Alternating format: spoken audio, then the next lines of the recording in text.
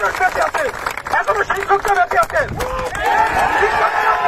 Nakib sir এখনো আছেন, Masud sir এখনো আছেন, জামিউল স্যার এখনো আছেন, ওনারা বেঁচে আছেন, ওনারা থাকবেন। আর যারা মারা গেছেন তাদেরকে আমরা মাগফিরাত কামনা করছি। তাদের উপাচার্য সহ বিশ্ববিদ্যালয় প্রশাসন সবার আত্মার মাগফিরাত কামনা করছি।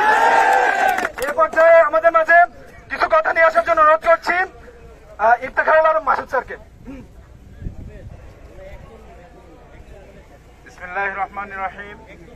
উপস্থিত প্রিয় ছাত্ররা, আজকে কোন প্রেক্ষিতে এখানে তোমরা সমবেত হয়েছে এটা গোটা দেশবাসী জানে। তোমাদের এত বিরূপ পরিস্থিতিতেও, এত রক্ত, এত শহীদের মধ্যেও তোমরা এখানে সাহস করে তোমাদের দাবির ব্যাপারে সচেতন হয়েছে, এটাই হলো শহীদদের আত্মার সবচেয়ে বড়। শহীদদের সেই স্বপ্ন একটি মানবিক বাংলাদেশ কায়েম করতে হবে। এই স্বপ্নকে আমাদের সবাইকে এগিয়ে নিয়ে যেতে হবে। তোমাদের দাবিগুলি শুনছিলাম, অত্যন্ত যৌক্তিক দাবি। একটি সুষ্ঠু সমাজে, একটি সভ্য সমাজে এই ধরনের দাবিগুলো জানাতে হয় না, এমনি কায়েম হয়ে যাওয়ার কথা। সেখানে আজকে এই ফ্যাসিবাদী সরকার, বিনা ভোটের সরকার আমাদেরকে যে পর্যায়ে নিয়ে গেছে, যার কারণে আমাদেরকে ক্লাস পরীক্ষা বাদ দিয়ে ছাত্র শিক্ষককে আজকে রাস্তায় দাঁড়াতে হয়েছে। আমরা এর দ্রুত অবসান চাই। আমরা মনে করি সুষ্ঠু চিন্তার বিকাশ হবে, তাদের চিন্তা ভাবনা পরিবর্তন হবে এবং তারা একটি মানবিক বাংলাদেশ গড়ার পথ তারা সুগম করে দিবে। সবাইকে ধন্যবাদ, সবাইকে ধন্যবাদ। অসংখ্য ধন্যবাদ ইফতেখারুল আলম মাসুদ স্যারকে।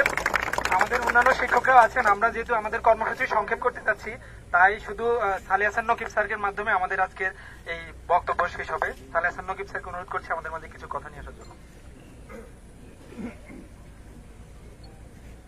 আসসালামু আলাইকুম, সবাইকে আমার শুভেচ্ছা। আসলে আমরা এই মুহূর্তে আসলে রক্তের উপর দাঁড়িয়ে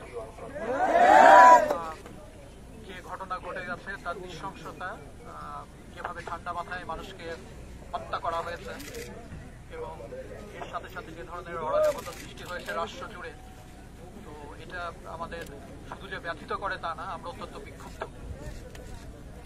আমি আমার প্রিয় ছাত্রীদের উদ্দেশ্যে যে কথাটা বলবো সেটা শুরু থেকেই আমার কথা, সেটা হচ্ছে যে তোমরা ন্যায়ের পথে আছো এবং আমি আশা করি শুধু এখন না, তোমাদের সমস্ত জীবনটাই তোমরা ন্যায্যতার পথে তোমরা অতিবাহিত করবে।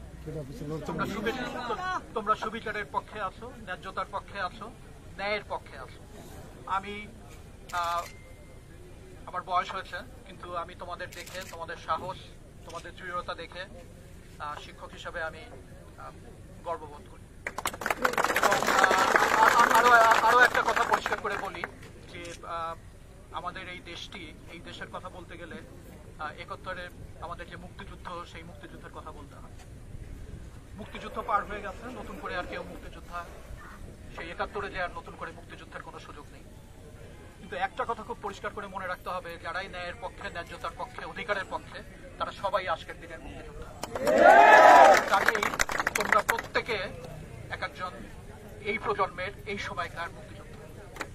আরো একটা জিনিস পরিষ্কার করে মনে রাখবে যে যারা মানুষের অধিকার হরণ করে, যাদের কাছে মানুষের রক্তের দাম নেই, যারা ন্যায় বিচারের পক্ষে দাঁড়াতে পারে না, যাদের সাহস নেই, যারা সত্যি কথা বলতে পারে না, তাদের মুখে মুক্তিযুদ্ধের চেতনা বা যে কোনো ধরনের চেতনাবাদী একেবারে জঘন্য শোনায়।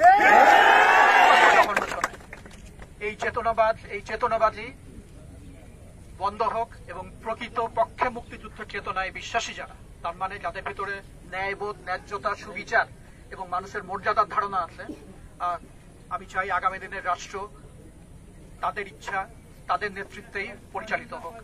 এবং তোমরা কিন্তু সেই ভূমিকাতেই উত্তীর্ণ হয়েছ। এটা এখন আর শুধুমাত্র কোটার ব্যাপারে সীমাবদ্ধ নাই, এটা একটা বৃহত্তর ন্যায্যতার ব্যাপারে আমরা সবাই একসাথে দাঁড়িয়েছি।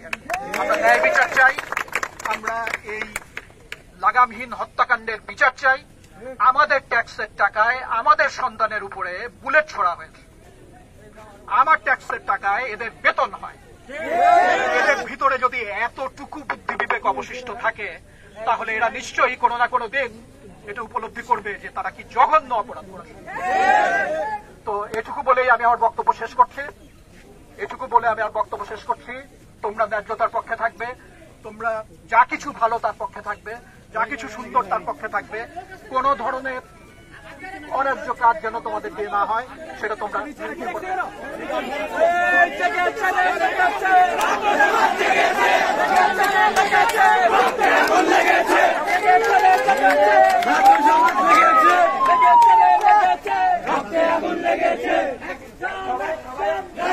ছেলে কাজ করে সমপরে আছে হাতে ওই গাড়ি আছে সব বাগানের ভেতরে আটকে রেখেছে ছেলেদের আশা আসতে দিতে না যায়।